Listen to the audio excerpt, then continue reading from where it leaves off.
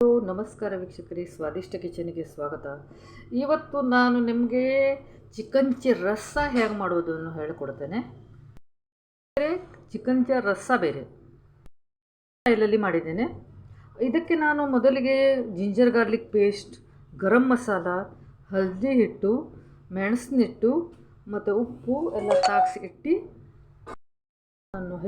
ಮಸಾಲೆಯನ್ನು ಹಚ್ಚಿ ಉಳ್ಳಾಗಡ್ಡೆಯನ್ನು ಪರತ್ಕೊಂಡು ಇದನ್ನು ನಾನು ಬೇಯಿಸ್ಕೊಂಡಿದ್ದೇನೆ. ಅದಕ್ಕೆ ನಾನು ಸ್ವಲ್ಪ ಕಾಯಿ ರಸವನ್ನು ಮಿಕ್ಸ್ ಮಾಡಿದ್ದೇನೆ. ಹೇಗೆ ತೆಳುವಾಗಿ ರಸ ಆಗಿದೆ. ಅದು ಸ್ವಲ್ಪ ಬಿಸಿ ಮಾಡಿ ತುಪ್ಪ ಕೂಡ ಹಚ್ಕೊಂಡಿದ್ದೇನೆ. ಹಾಕ್ಕೊಳ್ತೇನೆ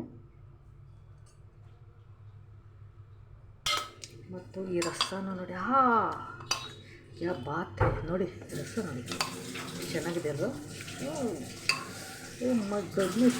ಹೇಗೆ ಕಾಣ್ತಿದೆ? ನೀವು ಕೂಡ ಮಾಡಿ ನೋಡಿ, ಅಭಿಪ್ರಾಯ ತಿಳಿಸಿ. ನೀವು ಕೂಡ ಪ್ರಯತ್ನ ಮಾಡಿ. ಮತ್ತು ಒಂದು ರೆಸಿಪಿಯನ್ನು ನೋಡೋದಕ್ಕೆ ಧನ್ಯವಾದ ಹೇಳಲು ಇಷ್ಟಪಡ್ತೇನೆ. ಹೀಗೆ ಮುಂದಿನ ಸಂಚಿಕೆಯಲ್ಲಿ ಭೇಟಿಯಾಗೋಣ. ಅಲ್ಲಿ ತನಕ ನಮಸ್ಕಾರ, ಬಾಯ್ ಬಾಯ್.